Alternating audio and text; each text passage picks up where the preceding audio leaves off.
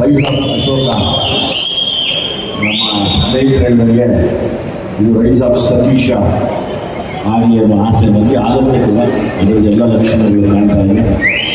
ನಮ್ಮ ಕನ್ನಡದವರ ಯಾರಿಗೆ ಕಡಿಮೆ ಇಲ್ಲ ಅನ್ನೋದಕ್ಕೆ ಇವತ್ತು ನಮ್ಮ ಕನ್ನಡಿಗ ಈ ಸಿನಿಮಾನ ತೆಲುಗು ಮತ್ತು ತಮಿಳಲ್ಲೂ ಕೂಡ ಹೋಗಿ ನಿಂತು ರಿಲೀಸ್ ಮಾಡ್ತಾ ಇದ್ದು ಇಡೀ ಕನ್ನಡಿಗರಿಗೆ ಅಂದರೆ ನಾನೊಬ್ಬ ಕನ್ನಡಿಗನಾಗಿ ತುಂಬ ಹೆಮ್ಮೆ ಪಡ್ತೀನಿ. ನಮ್ಮ ಕನ್ನಡ ಯಾವತ್ತೂ ಒಂದು ಜೊತೆ ಹೇಳಿದೆ, ಕನ್ನಡಿಗರಿಗೆ ತಮಾಷೆ ಅಂದ್ಕೊಂಡ್ರೆ ಕನ್ನಡಿಗರಿಗೆ ಅಲ್ಲಗಡಿ ಬಿಡುತ್ತಾ ಕನ್ನಡಿಗರಿಗೆ ಯಾವುದಕ್ಕೂ ಕಡಿಮೆ ಅಂತ ಮತ್ತೆ ಮತ್ತೆ ತೋರಿಸ್ತಾನೆ ಇದ್ದೀವಿ. ಸೊ ಹಾಗಾಗಿ ನನಗೆ ಅದ್ರ ಬಗ್ಗೆ ತುಂಬ ಖುಷಿ ಇದೆ.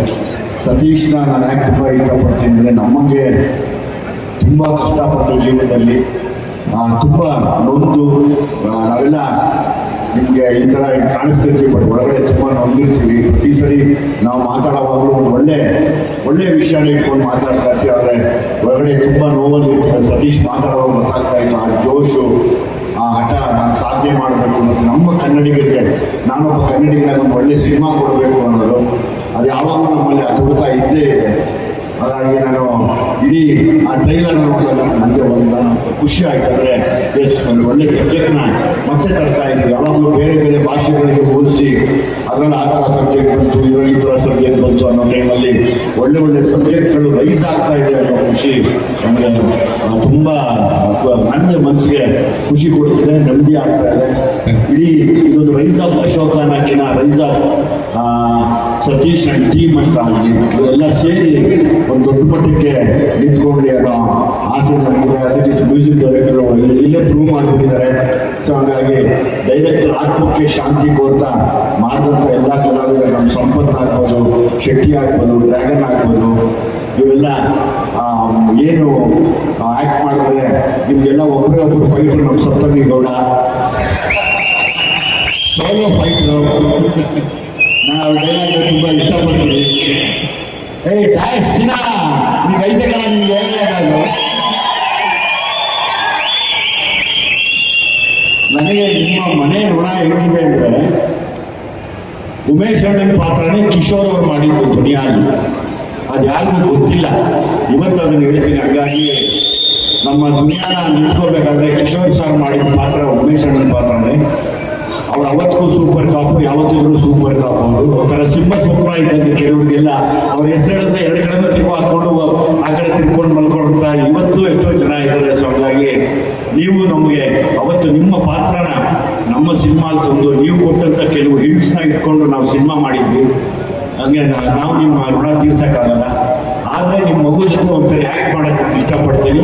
ಯಾವತ್ತಾದ್ರೂ ಒಂದು ಒಳ್ಳೆಯ ಕಥೆ ಮಾಡಿದಾಗ ಖಂಡಿತವಾಗ್ಲೂ ನಾನು ಕೇಳ್ತೀನಿ ಮಗಂದ್ರೆ, ಈ ನಮ್ಮ ಥರ ಸ್ಟೈಲ್ ಹೀರೋಯಿನ್ ನೀನು ಡ್ಯಾಶ್ ಡ್ಯಾಶ್ ಡ್ಯಾಶ್ ಡ್ಯಾಶ್ ಡೈರೆಕ್ಟಾಗಿ ಗೊತ್ತಲ್ಲ ಸಪ್ತಮಿ ಗೌಡ ಡೈಲಾಗು, ಡ್ಯಾಶ್ ಸಿನಿಮಾ ಗೊತ್ತಲ್ಲ ನಿಂಗೆ ಅಂತ. ಹಂಗೆ ಖುಷಿ ಅನ್ಸುತ್ತೆ ನನಗೆ. ಸೊ ಹಂಗಾಗಿ ಡೆಫಿನೆಟ್ಲಿ ನಾನೊಂದು ಅದು ಒಟ್ಟಿಗೆ ಆ್ಯಕ್ಟ್ ಮಾಡೋಣ ನನಗೆ ತುಂಬ ಗೌರವ ಇದೆ. ಆಮೇಲೆ ಇನ್ನೊಂದು ಆ್ಯಕ್ಚುಲಿ ಇವಾಗ ಲೇಡಿ ರ್ಯಾಂಬೋ ಇವಾಗ ಇಂಡಸ್ಟ್ರಿಯಲ್ಲಿ ಅಂದರೆ ಫಿಟ್ನೆಸ್ಸಲ್ಲಿ ನಾನೆಲ್ಲ ನೋಡ್ತಿರ್ತೀನಿ. ಲೈಕ್ ನಿಮ್ಮ ಡೆಡಿಕೇಶನ್ನು ಅಥವಾ ನಿಮ್ಮ ಸೀರಿಯಸ್ನೆಸ್ ಎಲ್ಲ ನೋಡಿ ನನಗೆ ತುಂಬ ಖುಷಿ ಅನಿಸುತ್ತೆ.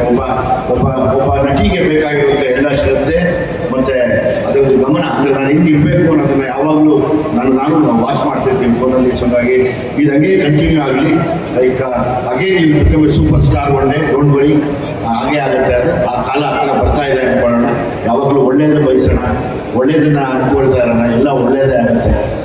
ನನಗೆ ನಿಮ್ಮ ತಂದೆಯವ್ರ ಮೇಲೆ ಇರುವಂಥ ಅದೊಂದು ದೊಡ್ಡ ಋಣ. ಗೊತ್ತಿಲ್ಲ, ಒಂದು ದಿವಸ ನಿಮ್ಮದು ಒಂದು ಕಥೆ ಮಾಡಬೇಕು ಅಂತ ಆಸೆ ನನಗೆ.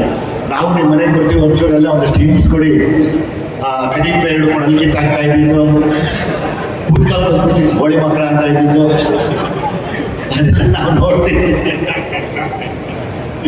ಅದೇನೋ ಹೆಸರಿಟ್ಟಿದ್ರೆ ಅದಕ್ಕೆ ಆಪರೇಷನ್ ಏನೋ ಅದೇನೋ ಇಟ್ಕೊಂಡಿದ್ದಾರೆ, ಅದೇನೋ ಮರ್ತೋಗಿದ್ದಾರೆ. ತುಂಬ ಚೆನ್ನಾಗಿದೆ ಅದು. ಸೊ ಹಂಗಾಗಿ ನಾವು ಬರ್ತೀವಿ, ನಾವು ಬಂದು ನಿಮ್ಮ ಹತ್ರ ಮಾತಾಡ್ತೀವಿ.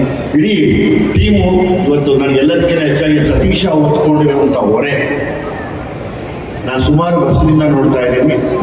ಸತೀಶನ ಮೇಲೆ ಯಾವಾಗಲೂ ತುಂಬ ದೊಡ್ಡ ಹೊರೆ ಇದೆ. ಅಂದರೆ ನಾನು ಬೆಳೆದು ನನ್ನ ಜೊತೆಲಿರೋರನ್ನ ಬೆಳೆಸಬೇಕು ಮತ್ತು ಜೊತೆಲಿರೋರಿಗೆ ಒಳ್ಳೇದಾಗಬೇಕು ಅಂತ ಬಯಸುವಂಥ ಒಂದು ಒಳ್ಳೆಯ ಜೀವ ಇದು.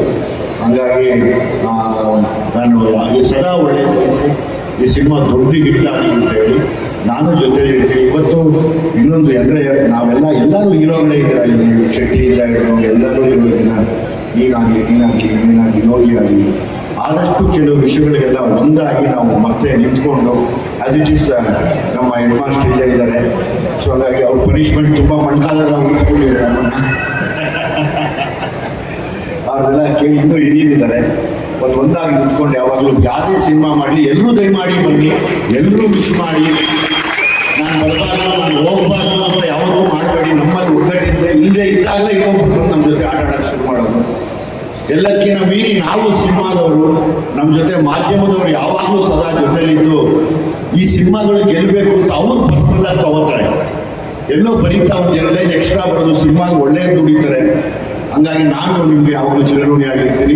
ನಾವು ಸಿನಿಮಾದವ್ರನ್ನ ಮೀರಿ ನಮಗೆ ಪ್ರೊಡ್ಯೂಸರ್ ಅಂತ ಒಬ್ರು ಅನ್ನ ಕೊಟ್ಟರೆ ನಮಗೆ ಹೊಟ್ಟೆ ತುಂಬ ಜಾಸ್ತಿ ಊಟ ಹಾಕೋರು ನೀವುಗಳು ಇಲ್ಲೆಲ್ಲ ಯಾರು ನಿಂತಿದ್ದೀರಾ, ಎಷ್ಟು ಜನ. ಅವಾಗ ನೀವೆಲ್ಲ ಸಾಕಿ ಸಲಹೆಗೆ ನಾವು ಇಟ್ಕೊಂಡ್ಬಿಟ್ಟೆ ಬಂದಿದ್ದೀವಿ. ನಾವು ಸದಾ ಒಂದೇ ಕೇಳೋದು, ದೇವ್ರನ್ನ ಕೇಳ್ತೀವೋ ಇಲ್ವಾ, ಆದರೆ ನಿಮ್ಗಳನ್ನ ಯಾವಾಗಲೂ ಕೇಳ್ಕೊತೀವಿ. ಕನ್ನಡದ ಸಿನಿಮಾದ ಮೇಲೆ, ಕನ್ನಡಿಗರ ಮೇಲೆ ಯಾವಾಗಲೂ ನಿಮ್ಮ ಆಶೀರ್ವಾದ ಇರಲಿ. ಬನ್ನಿ, ಇವೆಲ್ಲ ತುಂಬ ಜವಾಬ್ದಾರಿಯಿಂದ ಸಿನಿಮಾ ಮಾಡಿರ್ತಾರೆ. ಸುಮ್ಮನೆ ಈಗೆಲ್ಲ ಕಾಲ ಹೇಗೆ ಅಂದರೆ ಕಮೆಂಟ್ಗೆ ಕೌಂಟು ಕೊಟ್ಟು ಬದುಕುವಂಥದ್ದಲ್ಲ. ನೀವು ನೋಡಿ ಆಮೇಲೆ ಇನ್ನೊಬ್ರಿಗೆ ತಿಳಿಸಿ. ಇದು ಯಾವಾಗಲೂ ನಾವು ಮಾಡಬೇಕಾಗಿರೋದು, ಇದು ನಾವು ಕನ್ನಡಿಗರು ಮಾಡಬೇಕಾಗಿರೋದು. ನಿಜವಾದ ಕನ್ನಡಿಗ ಮಾಡುವಂಥ ಕೆಲಸನ ನಾವೆಲ್ಲರೂ ಮಾಡೋಣ. ಎಲ್ರಿಗೂ ಒಳ್ಳೆಯದಾಗುತ್ತೆ. Thank you very much. Thank you sir. Thank you sir. Thank you so much.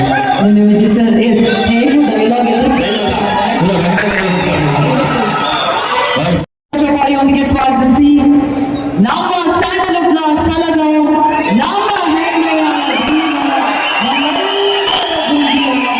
ನಿಮ್ಮ ಪ್ರೀತಿಯ ಮಾತುಗಳನ್ನು ಅವರಿಗೆ ವಿನಂತಿಸ್ತಾ ಇದ್ದೀನಿ ಸರ್.